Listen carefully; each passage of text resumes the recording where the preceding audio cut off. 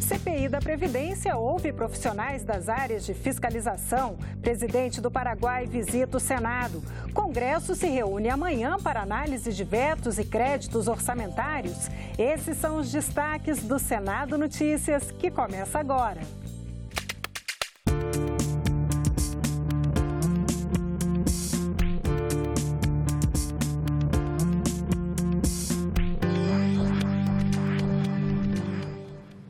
Olá, boa noite.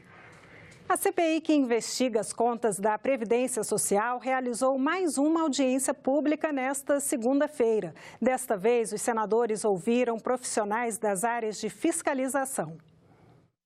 O objetivo da audiência foi juntar informações sobre os custos que a Previdência tem com atividades insalubres, riscos à saúde ocupacional e aposentadoria especial e por invalidez dos servidores públicos.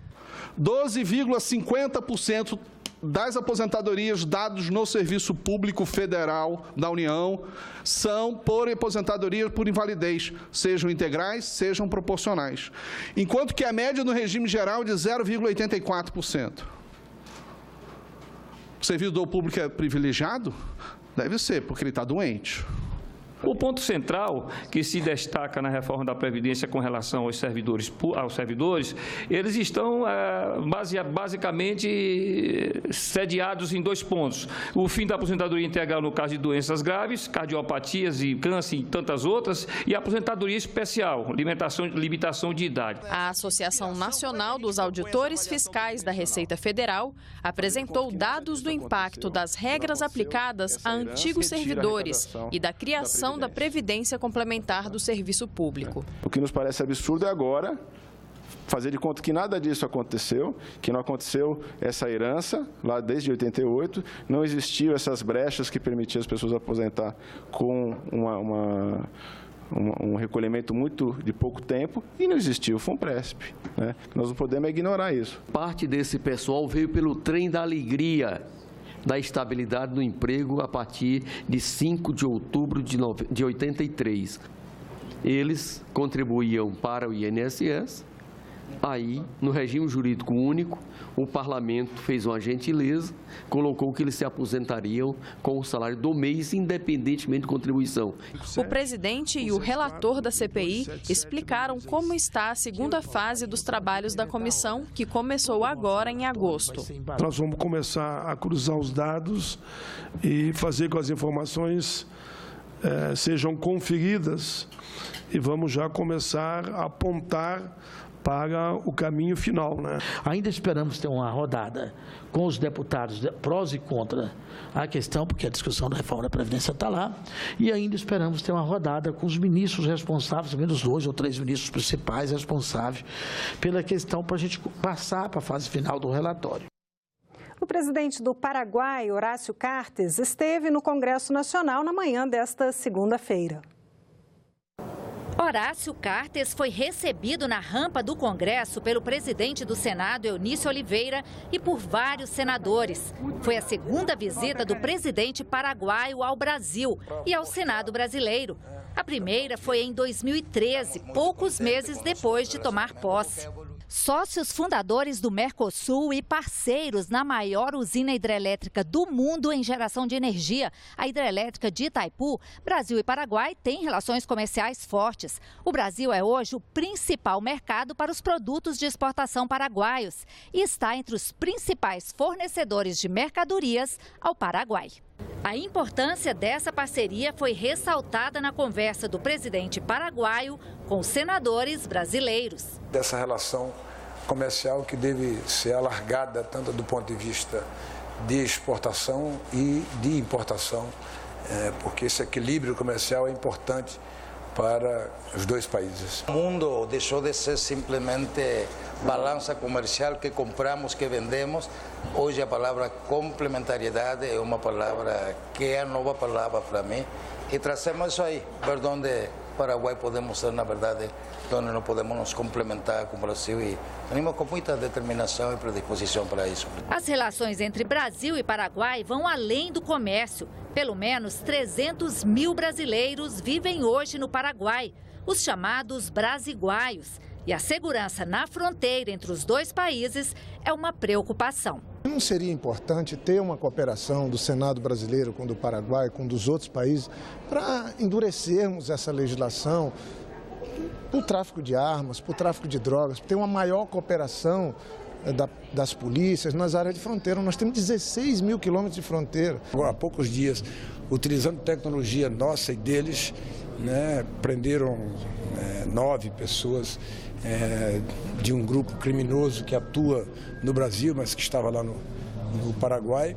Então, essa relação também, por causa do tamanho da fronteira, por causa da questão de entrada de produtos, de droga, de pessoas que praticam crime dessa natureza. Então, essa relação também é uma relação importante que nós estamos nesse momento, inclusive, debatendo essa matéria aqui no Congresso Nacional.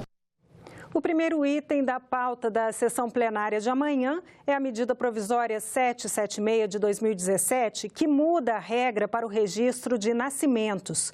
O plenário do Senado também pode votar nesta semana a proposta de emenda à Constituição, que transforma os agentes penitenciários em policiais. Deve ser definida ainda uma posição quanto à crise da Venezuela. A população venezuelana tem saído às ruas quase diariamente. Os protestos contra o presidente Nicolás Maduro têm gerado muita violência. O país enfrenta graves problemas econômicos que provocam embates entre as forças políticas. A polarização também acontece aqui no Brasil. O plenário do Senado tem na pauta 2 requerimentos divergentes em relação ao conflito no país vizinho. Um pede o voto de censura a Maduro, com o argumento de que o presidente da Venezuela tem adotado posturas arbitrárias e afrontado princípios democráticos. O Senado precisa se manifestar, senhor presidente, censurando o que nós estamos acompanhando com enorme preocupação na Venezuela, com essa escalada de violação aos direitos individuais, à liberdade de imprensa e de expressão e, sobretudo, o pleno e normal funcionamento das instituições daquele país. Já o outro requerimento cria uma comissão de senadores para ir até a Venezuela tentar mediar o conflito. Acho que nós não podemos, um país como o Brasil, ficar indiferente ao que está ocorrendo, mas também não pode assumir uma posição de escolher um lado e ficar de um lado ou de outro, que isso não ajuda. Um país como o nosso tem que ser bombeiro e não incendiário nesse processo, tem que ser mediador.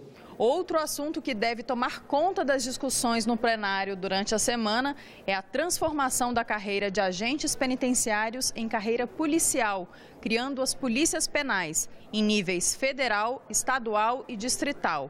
A proposta de emenda à Constituição está pronta para ser votada em primeiro turno. A nossa proposta vem preencher uma lacuna existente no sistema de segurança pública nacional, propondo assim a criação da polícia penal para que as polícias militares sejam inclusive liberadas de outros serviços que hoje elas executam dentro e fora dos presídios.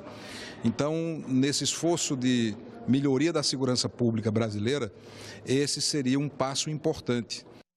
Os projetos na área de segurança pública que já estão em análise na Comissão de Constituição e Justiça e projetos relacionados à economia devem ser prioritários na pauta de votações, segundo o presidente do Senado, Eunício Oliveira. Vamos filtrar esses projetos, aqueles projetos que sejam de interesse da população em termos de segurança pública, tanto os que estão já aprovados no Senado, que foram para a Câmara, como os que já foram aprovados pela Câmara, que estão no Senado e outros que serão apresentados, nós vamos fazer esse debate. Mas nós temos uma outra preocupação, que é com a economia do país, fazer com que essas matérias que estejam na ordem do dia em relação à economia, elas avancem, porque a última reunião que nós tivemos com os ministros da área econômica e com o presidente da República, há indicadores, felizmente há indicadores, dos 20 maiores indicadores que sinalizam para uma retomada, mesmo que lenta, mesmo que ainda não tão acelerada, mas uma retomada da economia. Nós temos que ter essa preocupação, nós não podemos ficar... Está marcada para amanhã, às 19h, sessão do Congresso Nacional para votação de vetos. Mais informações com a repórter Mariana Capello. Na última sessão do Congresso Nacional, os parlamentares votaram os vetos, mas deixaram de fora 9 destaques. Esse foi um acordo feito em plenário para que a lei de diretrizes orçamentárias pudesse ser votada. Isso porque depois de 30 dias, os vetos começam a trancar a pauta. Na sessão agora desta terça-feira, além dos 9 destaques, tem 7 novos vetos para serem votados. Quando esta pauta estiver superada, está na fila para votação 11 projetos de lei do Congresso Nacional com a abertura de crédito suplementar e especial. A concessão da Ferrovia Norte-Sul pode diminuir os custos do transporte de grãos produzidos em Goiás. Esse é um dos temas do programa Assunto de Estado, que vai ao ar hoje à noite. O entrevistado é o senador Ronaldo Caiado. A agropecuária é o único setor da economia goiana que cresceu no ano passado. O estado responde por quase 10% da produção nacional de grãos. Um dos problemas enfrentados pelo setor é a falta de investimentos em infraestrutura de transportes. Projetos como a duplicação da BR-153, que foi concedida à iniciativa privada em 2014, estão parados. Em entrevista ao programa Assunto de Estado, o senador Ronaldo Caiado também destacou como fundamental a concessão da Ferrovia Norte-Sul, projeto que foi adiado pelo governo federal para o ano que vem. Será todo um eixo, não só Goiás, porque você vai interligar, tá certo? A ferrovia também, que vem de Ilhéus, que é a ferrovia que faz a integração do Centro-Oeste, e você vai, ao mesmo tempo, trazer toda aquela parte da BR-080 ali, que deságua toda aquela produção do Mato Grosso, do norte do Mato Grosso, ela entrará e terá ali acesso à Ferrovia Norte-Sul. Então, você vai criar um sistema de capilaridade em todas essas regiões produtivas de Goiás e também do Mato Grosso, Rondônia, podendo fazer com que tenha acesso aos portos por um preço muito menor. E reforma política é o tema do programa Argumento. Em conversa com a jornalista Tânia Horman, o senador Jorge Viana critica a proposta da criação de um fundo para financiamento de campanha. O argumento começa logo depois do Senado Notícias. Não perca! E nós ficamos por aqui. Outras notícias a qualquer momento na nossa programação e em nossa página na internet. Muito obrigada pela companhia. Continue sintonizado aqui na TV Senado.